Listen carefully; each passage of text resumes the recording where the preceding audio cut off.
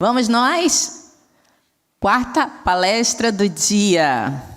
Vamos lá, para dar início a ela, com o título Cybercultura e Transformação Digital na Educação, eu chamo a Natália Serenado, especialista de conteúdo e inovação da Casa Firjan. Natália é mestre e doutoranda em História Comparada. E chamo também a nossa convidada, mais do que esperada, Edmeia Santos, professora da UERJ, ela é referência em cybercultura e educação. Doutora em educação e pós-doutora, lidera o grupo de pesquisa, docência e cybercultura, investigando interseções entre tecnologia, cultura e práticas pedagógicas. Sua pesquisa formação inovadora explora a docência online, redes educativas e o impacto da transformação digital nos processos de aprendizagem. Bem, ela é autora de Pesquisa Formação na Cybercultura. Edmeia é voz fundamental para compreender e também moldar os futuros da educação da era digital. Com vocês.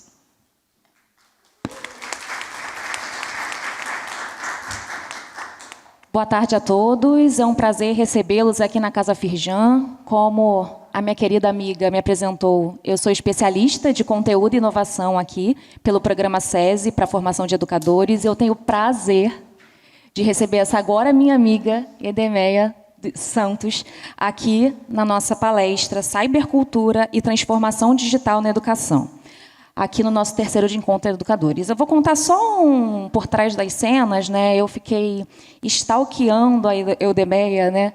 No Lattes, no LinkedIn, no Instagram, e quando eu cheguei aqui na casa, eu falei, gente, a gente tem que trazer a Edmeia para o nosso terceiro encontro de educadores.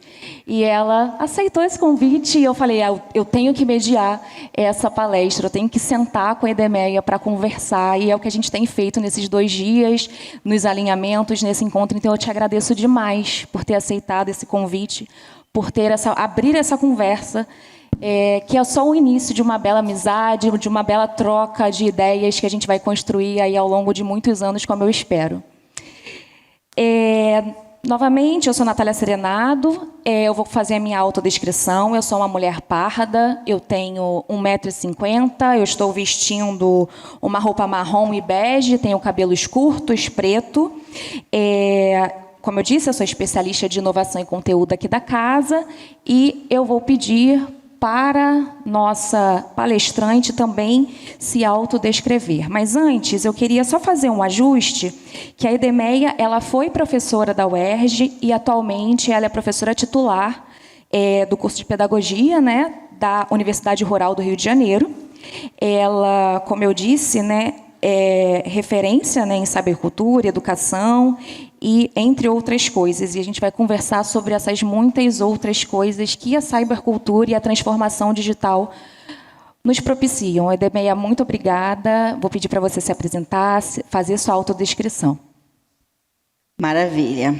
Bom, eu só conheço uma pessoa que me chama de Edmeia, brincando, né? Que é minha amiga Estela Guedes Caputo, professora da UERJ. Eu sou Edmeia. Ah, Edmeia. Mas Edmeia me fez lembrar a Estela falando Edmeia, e é muito engraçado, eu adoro. Edmeia é um nome afro, egípcio, é uma super deusa. E essa história é muito bacana, porque quando os meus pais me deram esse nome, foi em homenagem a uma amiga, engenheira mecânica. Então, vocês já imaginaram uma mulher engenheira mecânica nos anos 70, em plena ditadura militar? E ela era incrível. Ela estava num universo bastante masculino, trabalhando em terraplanagem, obras. Então, ela era incrível, ela era a chefa do meu pai, e essa homenagem foi a essa mulher maravilhosa. Eu não cheguei a conhecer, mas já cheguei chegando. Cheguei chegando. Então, eu sou Edmeia Santos, eu sou baiana de Salvador, estou no Rio de Janeiro há 25 anos. Eu sou uma mulher parda, de pele clara, tenho cabelos cacheados na altura dos ombros, visto um óculos azul e branco, estou com um batom vermelho, em homenagem a vocês. Hoje eu visto um vestido azul e branco. O vestido é todo azul e ele tem imagens de cabaça. Cabaça para nós é útero, é vida, né? Cabaça e búzios. E eu estou muito feliz de estar aqui. Agradeço muito o convite do André e toda a equipe. E conhecer a Natália foi muito bom, porque é muito bom a gente chegar sabendo que tem um grupo maravilhoso querendo saber um pouco mais das coisas que a gente faz, né? Então, obrigada, estou muito feliz de estar aqui hoje. Eu que agradeço. Esse debate, conversa, aprendizado vai ser para a gente conversar sobre uma educação inovadora, na cybercultura, no ambiente de transformação digital. E dando início, né, eu vou introduzir uma pergunta. A gente tem um contexto atual que está nos intimando coletivamente, os alunos, os professores, a comunidade escolar, para esse debate sobre transformação digital. Eu diria que, de alguma maneira, nós, professores, nós, educadores, estamos sendo mais intimados ainda a já entender um debate que nós estamos tateando, né? Então, estabelecer críticas, posições epistêmicas, posições éticas frente a esse mundo que a gente está descobrindo junto com a transformação digital que está acontecendo. E trazer a sua voz para falar disso, falar de cybercultura, para nos ajudar nesse caminho, né? Então, introduzindo mais um pouco, aqui no portfólio, né, no nosso programa SESI para Educadores, a gente tem um eixo dedicado à transformação digital, de tanto que esse assunto nos impacta, né? E aí, eu te pergunto, Edemeia, respondendo ao chamado desse tempo de complexidade que estamos inseridos como educadores, como nos posicionar no mundo quando nós, educadores, estamos compreendendo de que maneira a cybercultura configura a educação diante desse complexo desafio ético da transformação digital? Quanta coisa numa pergunta, né? Bom, antes de qualquer coisa, a cibercultura, e a gente pode falar desse jeito, brasileiro, cibercultura.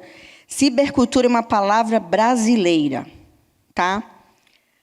O Levi, quando fez o livro Cibercultura, é um livro que sai um pouco depois da defesa de tese de André Lemos, que é professor da Escola de Comunicação da UFBA, e o André Lemos fez, na Sorbonne, com a orientação do Michel Maffezoli, uma tese Cibercultura. Nós, no Brasil, temos uma comunidade gigante de pesquisadores e pesquisadoras em cibercultura. Cibercultura é a cultura contemporânea. É o mundo que a gente vive, mediado, estruturado, condicionado pelas tecnologias digitais em rede. Então, a sociedade contemporânea, ela é cibercultura. Por quê? Porque o digital está para o nosso tempo como as máquinas eletromecânicas estiveram para a sociedade industrial. O digital está presente nos modos e nos meios de produção, todos eles, como também nos modos e nos meios de produzir conhecimento, todos eles. Quando não temos o digital condicionando, estruturando, a gente está na cibercultura, mas na condição de excluídos ciberculturais. Então, quando a gente não tem acesso aos modos e aos meios digitais, na literatura a gente fala de exclusão digital. Mas quando a gente não tem acesso aos processos formativos, criativos, autorais e de soberania, a gente está diante da exclusão digital. Por isso que o nosso papel, como professores e professoras, como educadores e educadoras, é criar ambiências formativas e criativas para usos cidadãos com o digital. Então, o trabalho que a gente faz no miúdo da sala de aula, no miúdo das redes educativas, todas elas, a Firjan com seus projetos, todos os educadores e educadoras que passaram por esse evento, e eu cheguei ontem às 9h, e hoje também, porque eu gosto de estar no evento como um todo.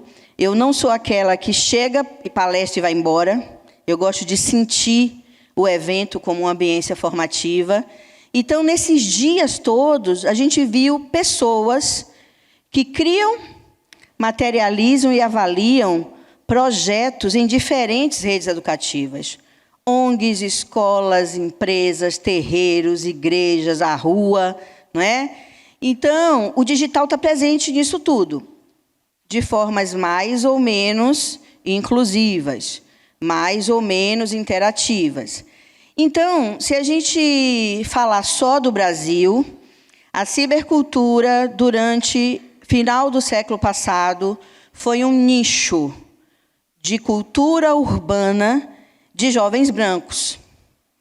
Então, quando eu fiz 15 anos, vocês lembram das lojas Mesbla? Meu pai, trabalhador mecânico, comprou um MSX para mim nas lojas Mesbla. E eu comecei a programar Basic com aquele computador. Eu fiz computação antes.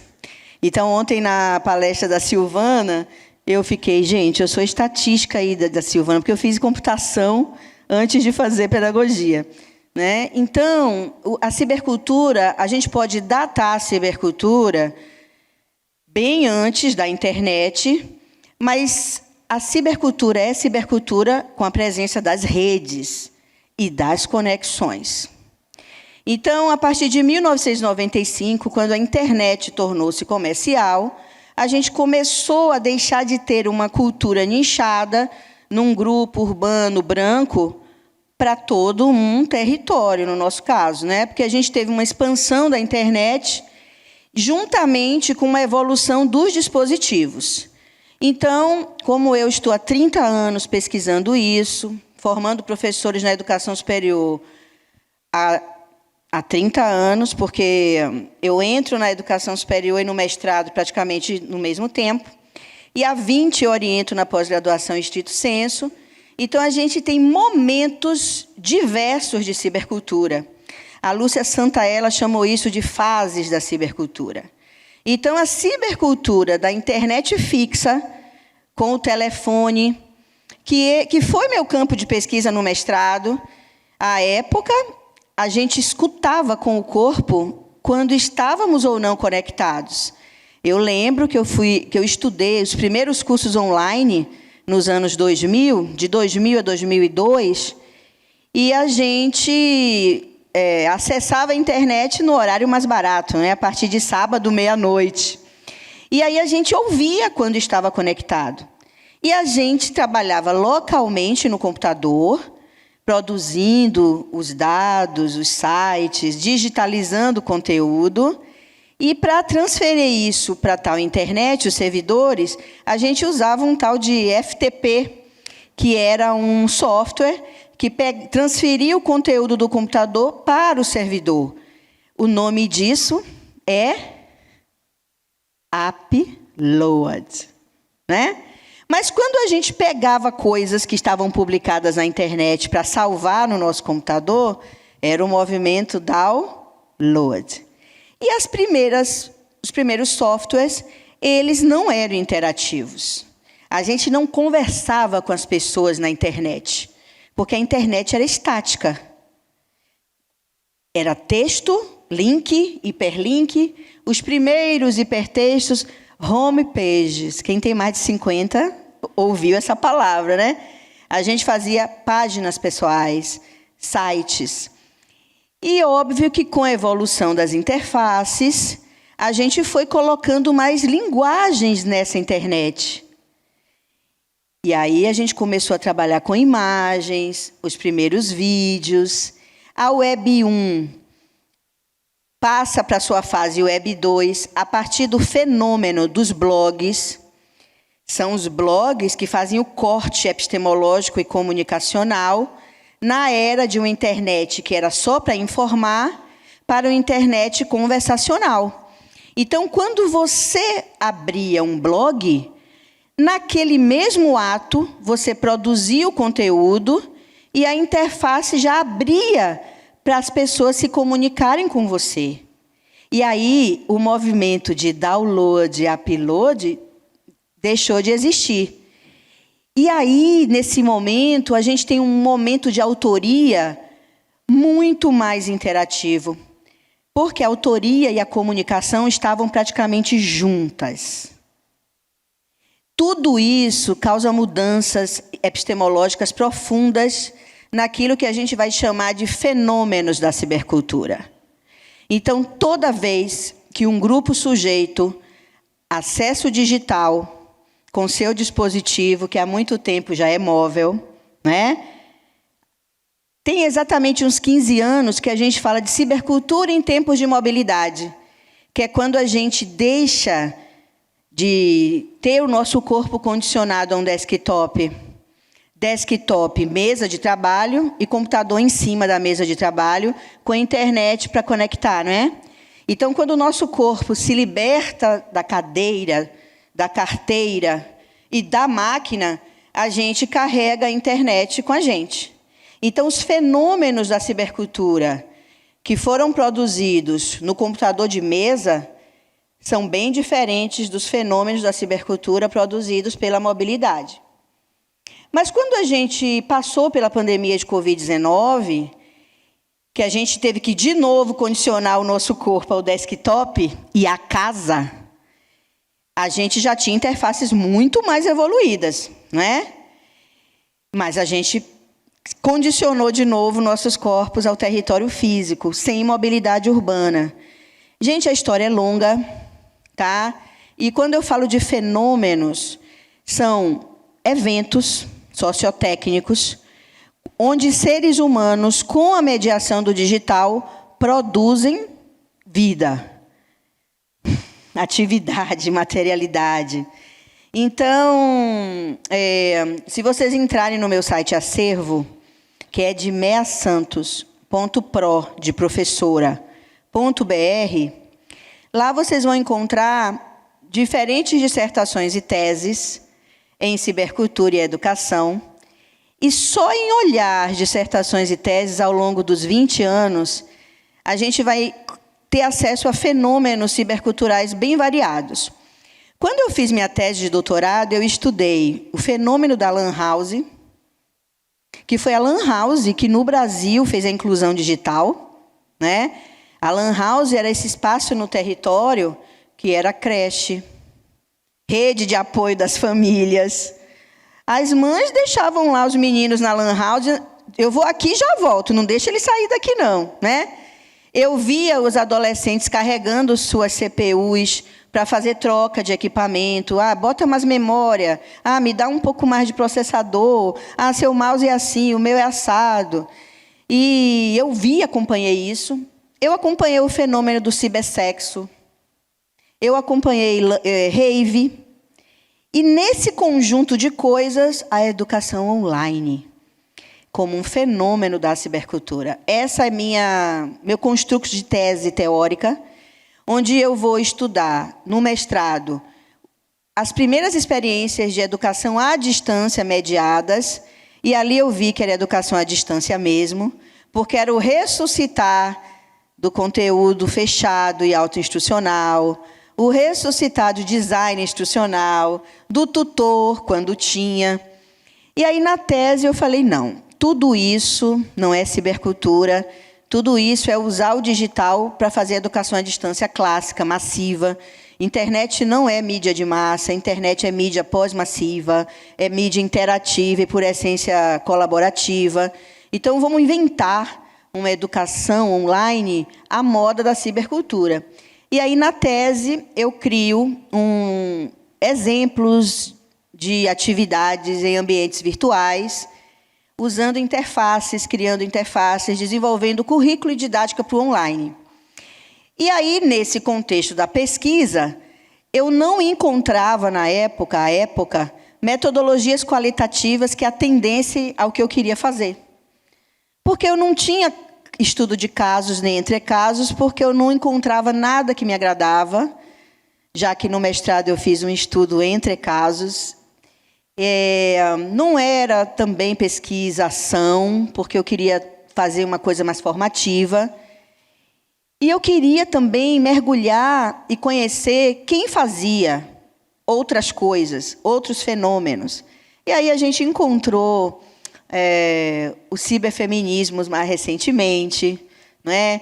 As pessoas trans produzindo muito conteúdo, as comunidades tradicionais, e a gente encontrou, por exemplo, fanfictions, literatura, clubes de leitura.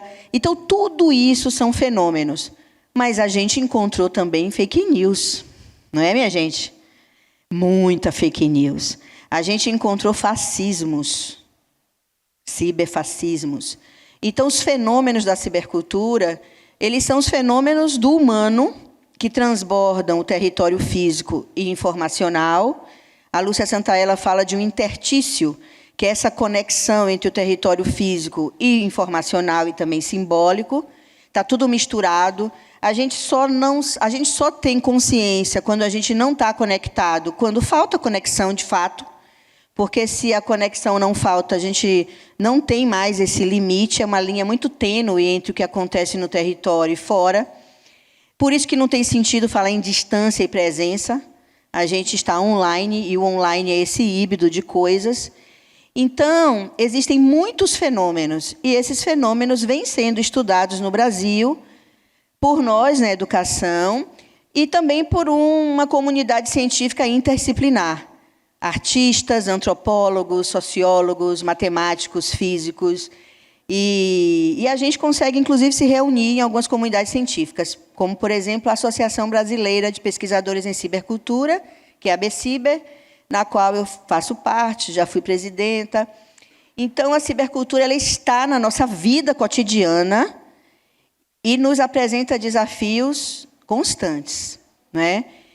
E, dentre eles, os desafios da soberania.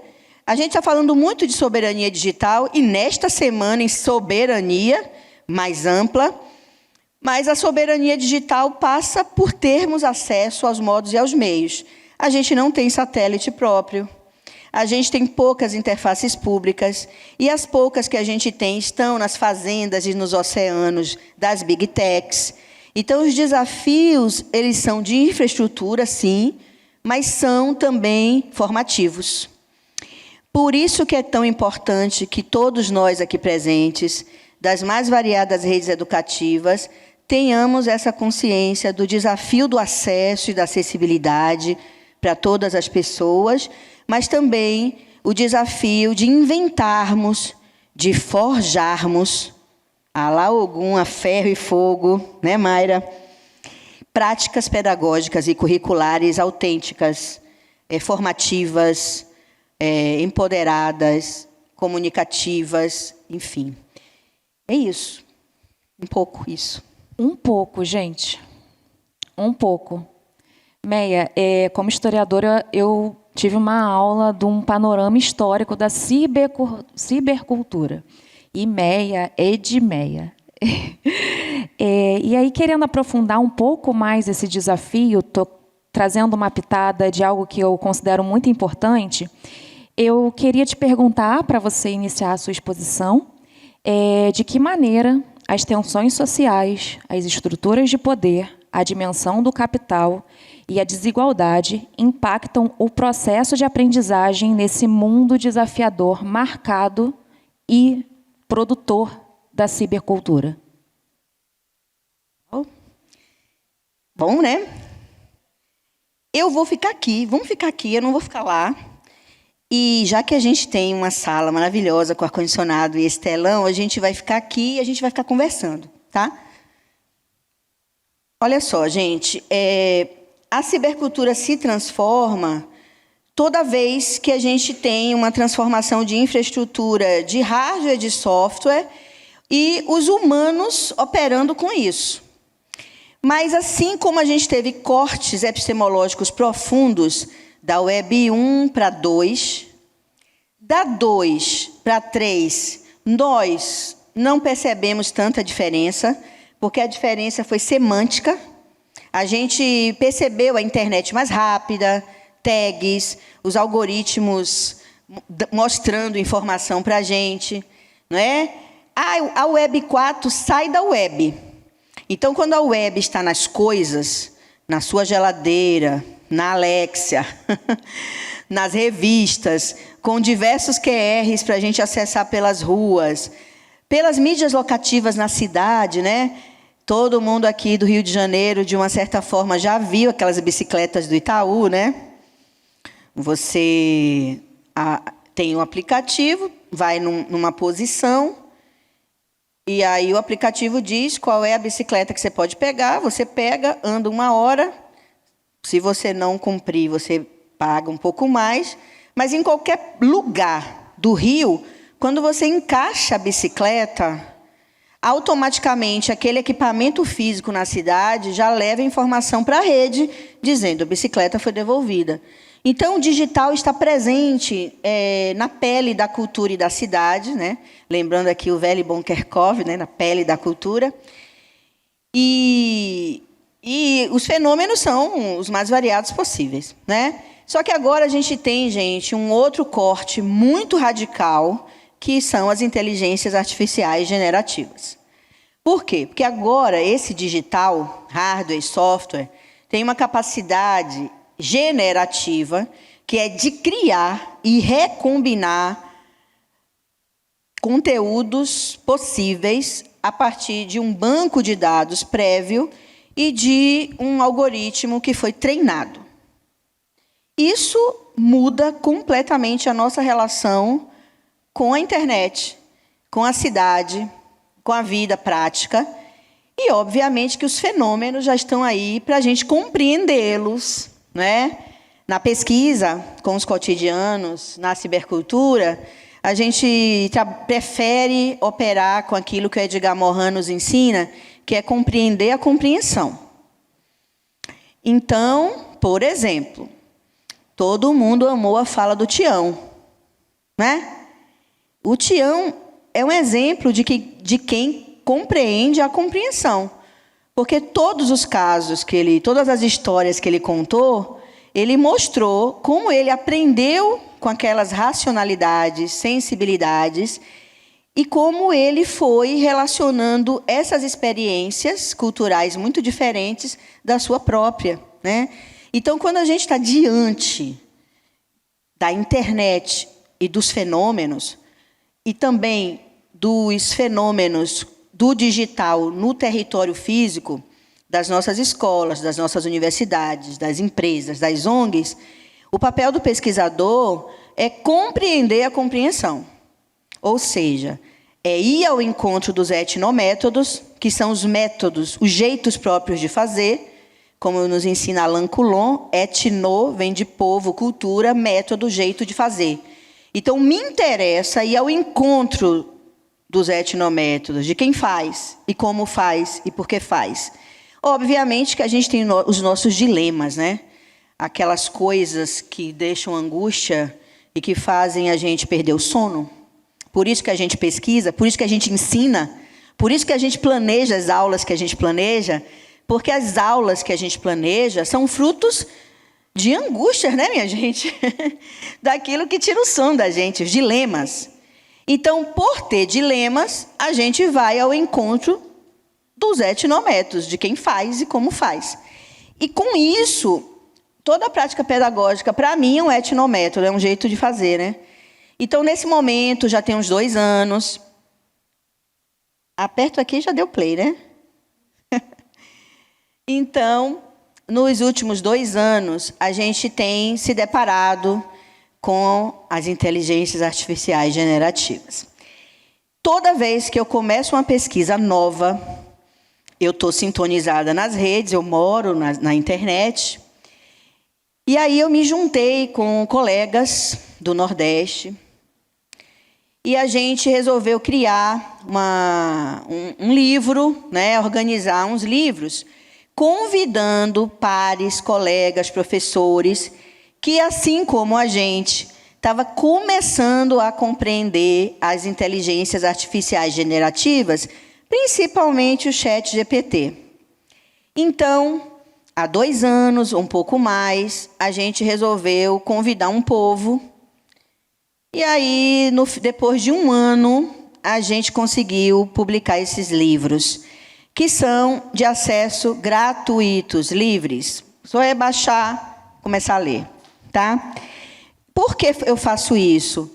Porque eu gosto de começar sempre uma pesquisa nova, juntando gentes que estão também querendo pesquisar, né? O livro tem muita revisão de literatura, experimentos, críticas, angústias. E, para quem está começando agora, é super inovador, vale a pena dar uma olhada. Bom, quando a Natália alinhou comigo, né? A gente estava querendo falar de transformação digital. Óbvio. Mas eu começo falando de interseccionalidade, porque, para mim, no contexto da abordagem multirreferencial de pesquisa que eu faço, e também de currículos pós-críticos, que são aqueles currículos que denunciam as mazelas do capitalismo, mas que também anunciam. Paulo Freire total, né, gente? Denunciar sempre, anunciar também. E aí eu tenho aprendido muito também com os feminismos plurais, principalmente os feminismos negros, né? E nessa história toda, a gente também aprende muito com as culturas. A gente tem pesquisado com muita gente preta e colorida. Meu grupo de pesquisa é preto e colorido a vida inteira, porque a nossa prioridade é trabalhar com professores e professoras.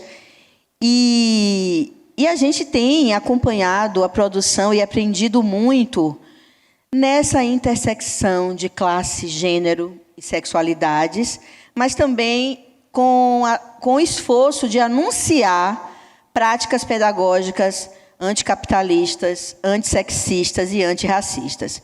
Então, a pesquisa que a gente produz é uma pesquisa que vai ao encontro dos etnométodos para aprender com a cibercultura, para, com essa aprendizagem, criarmos os nossos próprios dispositivos, as nossas próprias práticas pedagógicas, tá? Então, nesse esforço, a interseccionalidade nos ajuda bastante. Interseccionalidade não é algo novo. Na literatura, eu trago a Kimberlé Crenshaw, porque há 30 anos essa palavra foi cunhada num contexto que não era de educação, mas era de luta pelos direitos civis, né? Num contexto da justiça, do direito. E, com tudo isso, a gente, na nossa própria referência, a gente vai perceber que é um desafio enorme identificar, questionar, criticar e denunciar e, sobretudo, combater as dimensões do poder, que, de um jeito interativo e intersticial, alimenta uma dimensão na outra. Então, o capitalismo não seria o capitalismo se não fosse o patriarcado, né? O patriarcado não seria do mesmo jeito se não fosse o racismo. E, com isso, também o sexismo. Mas também o capacitismo. Eu orientei uma tese de doutorado que a gente criou um dispositivo chamado Descapacita. E aí, Luciene, foi muito bom orientar essa tese, cujo campo de pesquisa foi em Mesquita. Eu orientei uma professora de educação física que malha muito, faz um Pilates Power, porque, para ela, a criança e o adolescente precisa estar na aula de educação física com o corpo que tem. Então, não tem esse negócio de separar o menino e fazer uns exercícios, é estar junto. E aí vamos malhar porque a gente precisa de mediações. E quando a gente estava analisando, interpretando os dados no grupo de pesquisa, com microvídeos, com imagens, a gente percebia que o adolescente autista, que ela dizia, esse adolescente é autista. E aí, no desenvolver da conversa, o menino era negro, mas a questão dele ser negro, poucas vezes aparecia. Então, uma criança autista com deficiência na escola, negra, é diferente de uma criança com autismo na escola branca? E aquele corpo revelava expressões fora da heteronormatividade. E aí eu perguntava, e a questão da sexualidade dessa pessoa? E por mais que as colegas da inclusão me digam que a educação inclusiva já é interseccional, que bom, eu acho que a gente tem que dizer, nomear e pensar diferente. Então, a questão etarista, a questão do colonialismo e de suas colonialidades, as colonialidades e suas diferentes formas de expressão fazem com que tudo isso em sociedade continue operando com a lógica do imperialismo, né? Então, nesse momento, eu tenho uma orientanda de mestrado, que é a Sônia, professora preta retinta, que ela está estudando, né, no grupo o racismo algorítmico, através do cinema, né? Enfim, pensar tudo isso junto e misturado, a gente também busca algumas referências a mais, porque para nós a interseccionalidade é, sim, uma teoria social muito importante para a gente compreender a compreensão, mas é, sobretudo, um dispositivo analítico. Quando a gente se depara com narrativas digitais na relação cidade-ciberespaço, é preciso ter lentes interseccionais, ok? Então, Carla Cotirene, minha conterrânea baiana, maravilhosa, linda, tudo de bom.com.br, tem uma obra lá na coleção Feminismos Plurais, onde ela faz uma revisão de literatura incrível do conceito, nos apresentando um referencial teórico latino-americano também, para além do afro-americano, que a gente pode aqui citar, por exemplo, Patricia Hill Collins, com quem eu dialogo bastante. Inclusive, ela esteve conosco na Rural no ano passado. Na Amped de 2019, na UF, eu fiz um minicurso dela, foi muito bom. A Patrícia nos ajuda a compreender, principalmente, algumas coisas a partir de alguns conceitos importantes. Dentre eles, imagens de controle. E óbvio que a nossa Lélia Gonzalez já fez isso, quando a Lélia, a partir, né, dos estereótipos historicamente construídos, né, principalmente a partir com os corpos das mulheres negras desse país, a Lélia categorizou que algumas mulheres eram amas de leite, né? E que muitas ainda são. Ou seja, esse corpo que serve para alimentar a casa grande, né? Literalmente.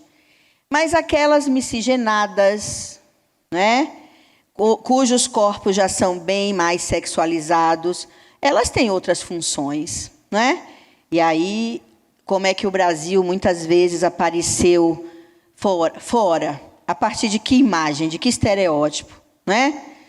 Dessa mulher, né, sensual, que na literatura a gente tem acompanhado diferentes abordagens, e também aquela mulher forte, né, que todo dia faz uma faxina numa casa e que muitas vezes é chamada de touro, né?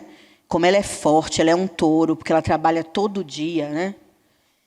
E aí, gente, quando a gente tem nossa existência carimbada em estereótipos, a Patrícia vai nos ajudar a entender o que é uma imagem de controle, que são essas imagens produzidas nesse contexto capitalista, patriarcal, sexista, racista.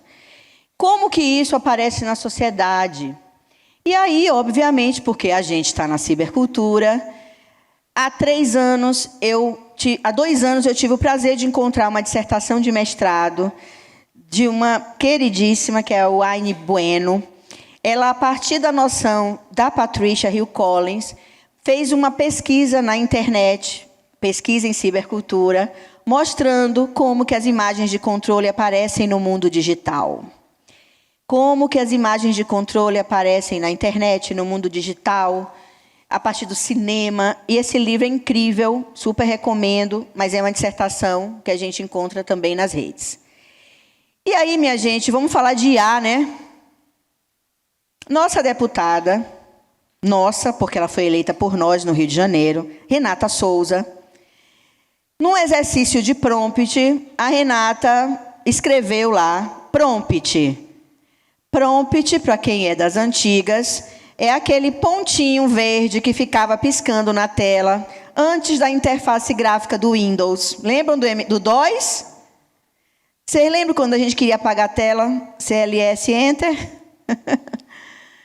Ou seja, a gente tinha que escrever a sintaxe do comando para dizer o que o computador tinha que fazer. Meu amigo ali está rindo, cara boa, ou seja, está lembrando lá do velho tempo, né? Gente, prompt hoje é uma linha de comando com muito pensamento que a gente escreve para solicitar para as inteligências artificiais generativas que elas façam algumas coisas. No prompt da Renata, ela pediu para a IA produzir uma imagem de uma mulher moradora de comunidade do Rio de Janeiro, porque a Renata queria ilustrar algum dos trabalhos dela. E a IA entregou essa imagem para a Renata. A mulher até bonita, interessante, um cabelo incrível, mas ela carrega uma arma. E no prompt da Renata, a Renata não escreveu arma. A IA disse que as mulheres das comunidades usam armas.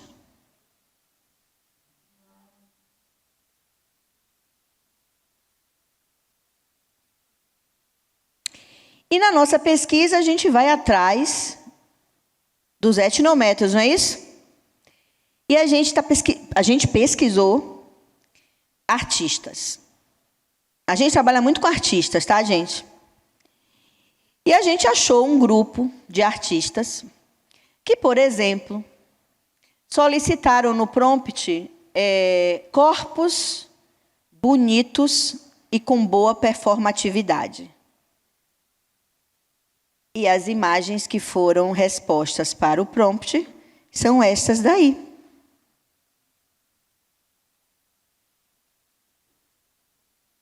Imagem é tudo?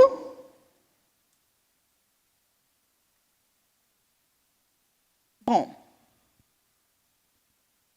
nesse coletivo de artistas, o colorismo apareceu fortíssimo. Quanto mais a pele é escura, menos a IA entrega perfis de mulheres que ocupam bons postos no mundo do trabalho, do capitalismo cognitivo e de vigilância.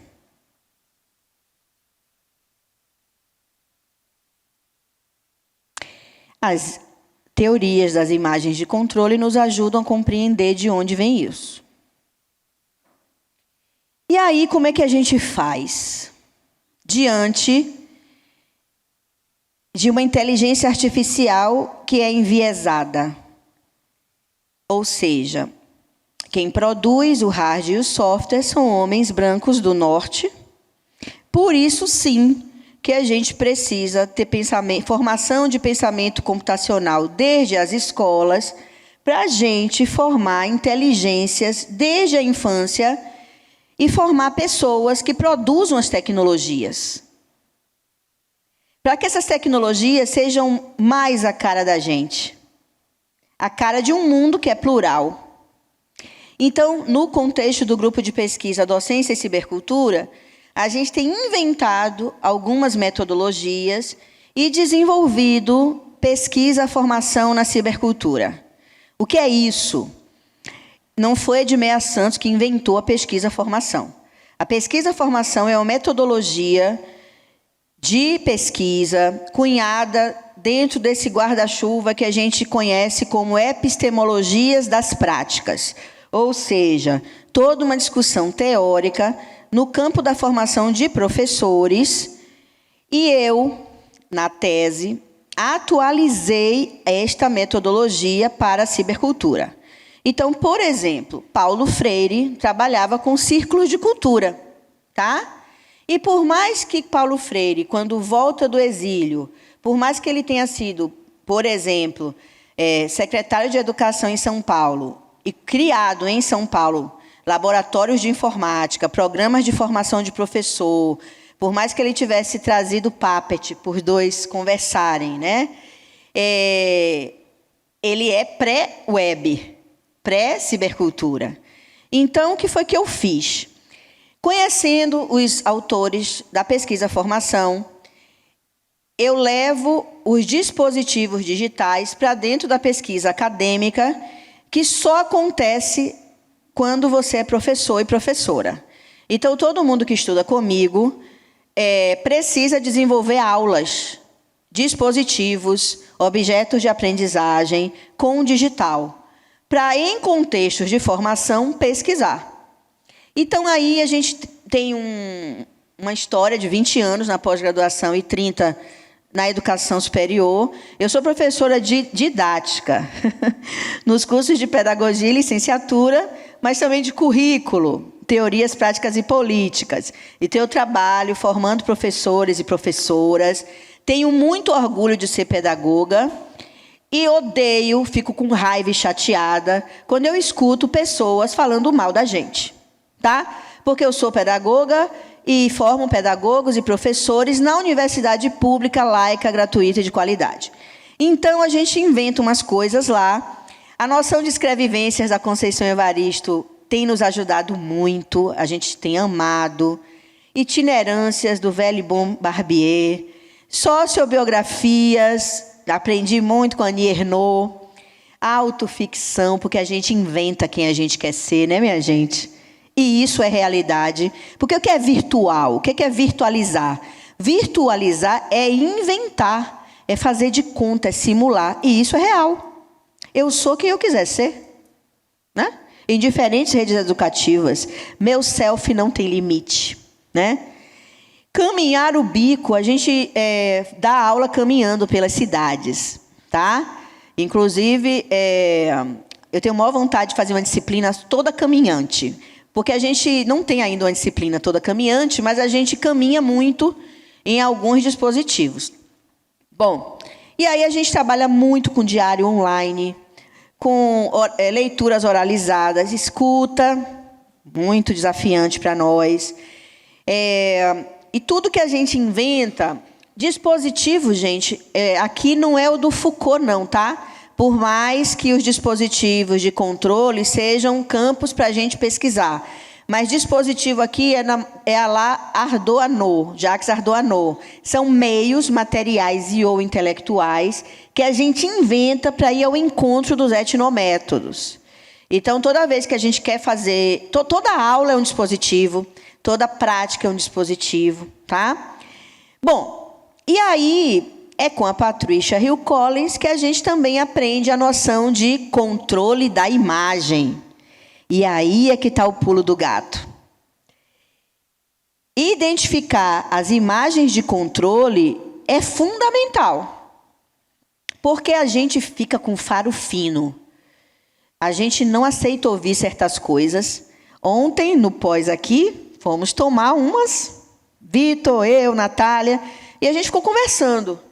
E a gente ficou conversando sobre algumas coisas que a gente ouviu e que a gente não gostou, né? Porque tem a ver com o nosso modo de ser no mundo. E aí, a gente acha estranho algumas coisas, né? Mas, então isso é muito importante. A gente precisa continuar fazendo uma pedagogia crítica. Só que a gente precisa anunciar. E aí, controle da imagem, ok, vamos identificar e denunciar. Mas a gente precisa tomar para si o controle da imagem, tá? Eu falei errado. A gente precisa identificar e denunciar as imagens de controle. Mas a gente precisa usar as tecnologias para produzir controles de imagem. E as IAs generativas são interfaces que a gente pode produzir o que a gente quiser. Por exemplo, eu sou editora da revista Interinstitucional Artes de Educar, que é uma revista produzida por colegas da Rural, e eu presido a comissão na Rural, colegas da Unirio e colegas da UERJ, de São Gonçalo. E essa revista Interinstitucional Artes de Educar, que eu aproveito e convido vocês a conhecerem, mandarem artigos E quem for o doutor, se inscreve lá como autor, porque as revistas nesse país são feitas por nós, professores e professoras, faz parte do nosso trabalho acadêmico, sem remuneração extra. Por isso que a gente precisa contar com os pares. E eu criei essas capas para 2 números. Esses dossiês foram, inclusive, advindos do penúltimo ENDIP, que é o nosso mais importante e maior encontro de didática e prática de ensino do Brasil, que costuma juntar uns 5.000, né, professores e professoras da escola básica e da universidade. E aí a revista Interinstitucional Arte de Educar abriu espaço para quem quisesse, né, para quem já tivesse trabalho apresentado no ENDIP, mandar para a nossa revista. E a gente fez vários prompts para chegar nessas imagens que foram validadas pelos nossos pares. A gente não queria aparecer como amas de leite, muito menos Jezebel, muito menos com nossos corpos sexualizados. E a gente também não quer ser forte. A gente quer ser respeitada.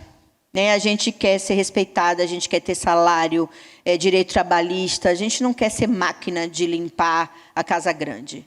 Então, com o IA, a gente produziu essas imagens de homens e mulheres bonitos, coloridos, com seus turbantes, produzindo conhecimento, pensando juntos. Obviamente que se a gente colocar essas imagens num debate, a gente vai identificar que a gente teve ato falho, que podia ser melhor. Mas ok, vamos conversar sobre isso. Eu adoro o trabalho da Gisele. Gisele é uma grande parceira da cibercultura. Gisele é artista digital das boas, muito importante. Artista mundialmente conhecida, professora da USP, da Escola de Urbanismo e Arquitetura. Gisele, gente, tem uma relação com as plantas muito incômoda, porque ela mapeou o racismo nos nomes das plantas. E como baiana, eu não posso deixar de lembrar da Maria Sem Vergonha. Eu não sei se Maria Sem Vergonha, aqui no Rio é Maria Sem Vergonha, mas é aquela florzinha pequena, colorida, de cor forte, né? E por que ela é sem vergonha? Porque ela é exuberante? Porque ela tem cores intensas? Porque o quê? Dá em qualquer lugar. Que coisa linda, né? Que liberdade, né, gente? Dá em qualquer lugar é libertário. A Maria Sem Vergonha faz isso. Mas por que Maria Sem Vergonha? Então, a Gisele, gente, ela faz um trabalho esplêndido. E aí, o trabalho desdobra, mas a série botânica tirânica, ela produz o que ela chama de imagem abjeta. Abjeto é uma palavra que aparece muito nos estudos de gênero e sexualidades, que são os corpos fora da heteronormatividade, por exemplo. Né? Os corpos que o Paul Preciado chamou de monstro, né? E eu sou um monstro, né? Bom, quem não é da área, Paul Preciado é um pesquisador trans, que, a partir da sua subjetivação e da sua transgeneridade, vai fazer críticas ao discurso heteronormativo, e a ideia de monstro é superpotente. E a Gisele, com seus alunos lá no urbanismo, criou Botânica Tirânica, produzindo essas imagens. No caso da Gisele, ela desenvolveu tecnologias de parar e deformar e produzir outras imagens a partir do estereótipo de beleza na botânica, que ela considera tirânica. É muito interessante, muito potente para a gente pensar educação. Bom, ano passado, Lúcia Santaella, muito inquieta com as questões éticas, com a regulação, cria no TID, que é um programa de pós-graduação interdisciplinar da PUC de São Paulo, este dossiê, que é um manual ético de uso da IA. Vale super a pena, gratuito. E a Lúcia é uma parceira de longa data, para mim, uma referência. É a mulher que, no Brasil, para mim, me ajuda a refletir o fenômeno da cibercultura de forma interdisciplinar e multireferencial. A Lúcia Santaella tem uma obra fincada na comunicação, mas também na psicanálise, na arte. E a Lúcia, todo dossiê de revista, vocês sabem que tem uma entrevista, né? E a Lúcia me entrevista, tá? Ela me convida e me entrevista porque ela quis fazer um foco de educação, cibercultura. Ela acompanha o meu trabalho desde sempre. E a Lúcia me manda 10 perguntas. E eu confesso que com o fluxo da gente, que é muito insano, eu não fiz logo, né, minha gente? Eu só fiz porque ela me mandou um e-mail dizendo assim, amanhã é o último dia, você vai mandar? E aí eu sentei e fiz, respondi todas as perguntas. E aí eu, organicamente, a partir da minha experiência, da memória. Mas aí eu quis brincar com a entrevista e eu falei, uma das 10 perguntas eu vou responder com IA. E eu peguei a pergunta mais difícil, gente, que é essa aí. A pergunta de $1 milhão é: quais os pontos positivos e contrapontos negativos da IA generativa na educação? E eu fui lá no ChatGPT e perguntei para o ChatGPT, tá? E aí, minha gente, eu concordo com todos os pontos negativos. Concordo, tá? E botei lá no dossiê a resposta e disse que eu concordava, mas eu explico. Então, primeiro ponto negativo do uso da IA generativa na educação, o viés algorítmico. Esse evento discutiu a questão do viés o tempo todo, né? A Silvana Bahia falou disso, hoje a Gil falou disso, né, no outro painel. O viés é exatamente o que fica de forte na visão de quem cria. Então, se as mentes pensantes da tecnologia digital são pessoas brancas, jovens, dentro da heteronormatividade, com valores capitalistas, é claro que as respostas vão estar mais tendenciosas. Por isso que a gente precisa pluralizar o conteúdo, o treinamento, a construção de interfaces físicas e lógicas. Então, é para a gente ter cuidado, porque a gente não é produtor de conteúdo e de tecnologia numa perspectiva plural. Não somos ainda. A dependência tecnológica, gente, é um ponto negativo. Ninguém vive mais sem isso. E, olha, nós, professores, a gente pode até não usar muito. Eu uso bastante, tá? Mas os nossos alunos estão usando. E estão usando sem formação ética, sem formação de letramento digital. Como produzir bons prompts? Estamos há 2 anos discutindo engenharia de prompt. Tá bom? Agora, quando a gente vai fazer um concurso público, é papel pautado, canetão e 4 horas para fazer um texto. Como é que vai ser? Né? Eu posso aqui citar vários exemplos de que a gente precisa continuar ensinando a ler e a escrever. Eu ensino a ler e escrever no mestrado e no doutorado. Como é que faz diário? Vamos ler uns diários? Vamos fazer diário de aula? Toda aula começa com alguém lendo o diário da aula anterior. Projeta o texto, vamos discutir gênero textual. Vamos discutir o artigo tal. Eu ensino a fazer resenha. Eu tenho um roteiro que toda hora se transforma e a gente faz o roteiro de resenha. Vamos escrever uma escrevivência. Como é que faz? Ou seja, a gente precisa ensinar a escrever, a mobilizar letramentos diversos, porque se a gente sabe isso bem, a IA só vai fazer a gente fazer melhor, né? Então, muito cuidado com a privacidade e a segurança dos dados, tema também bastante discutido neste evento, tá? Concordo. Agora, vamos ver o que a IA me disse como positivo? E eu discordo de tudo. Discordei de tudo. A Lúcia amou.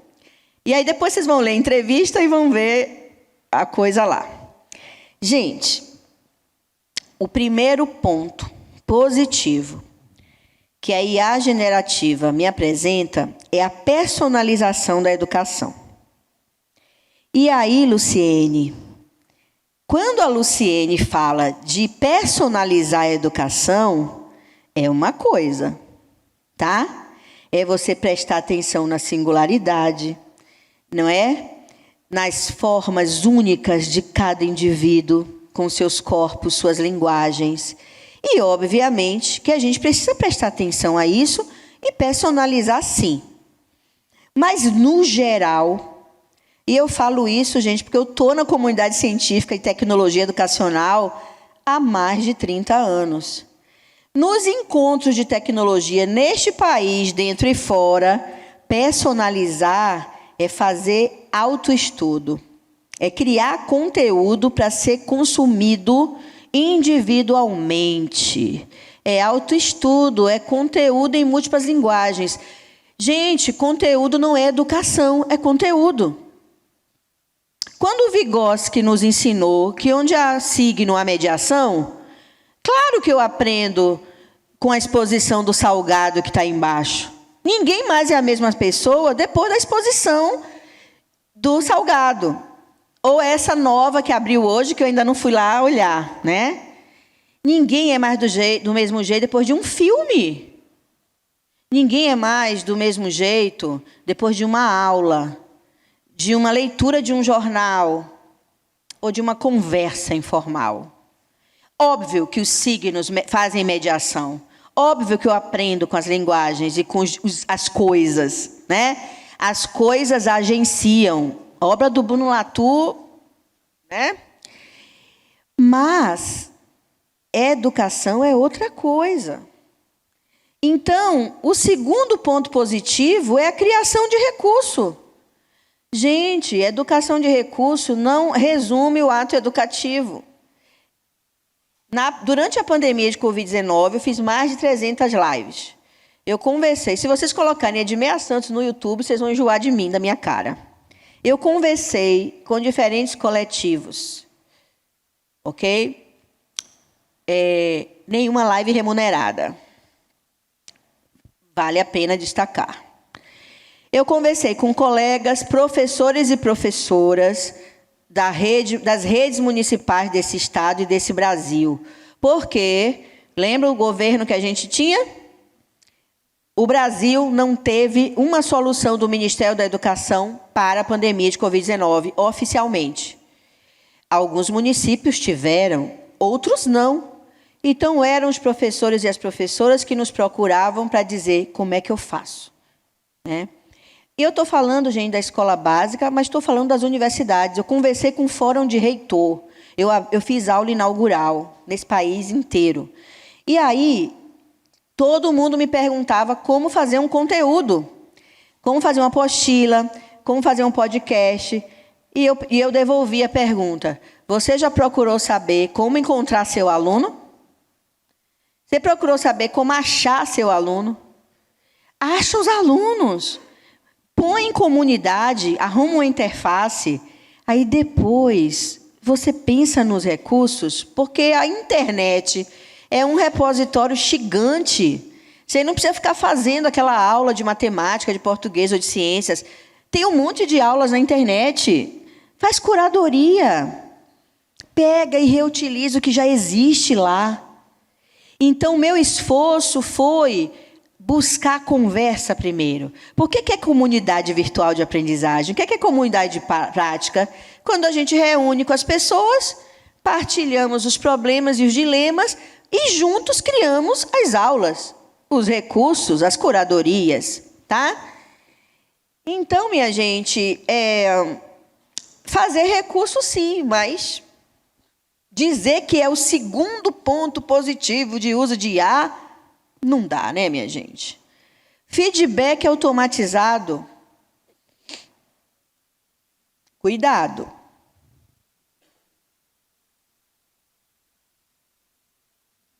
Eu tenho feito algumas conversas em alguns sistemas de botar tutor virtual para automatizar respostas de fórum de discussão, nananã. Para treinamento, capacitação, Ok. Mas para formação, educação, não. Não podemos substituir professores e professoras de mediações presenciais e online por robôs de inteligência artificial. A gente corre um risco enorme. Automatizar feedback? Como assim? Mas eu não descarto que é uma possibilidade.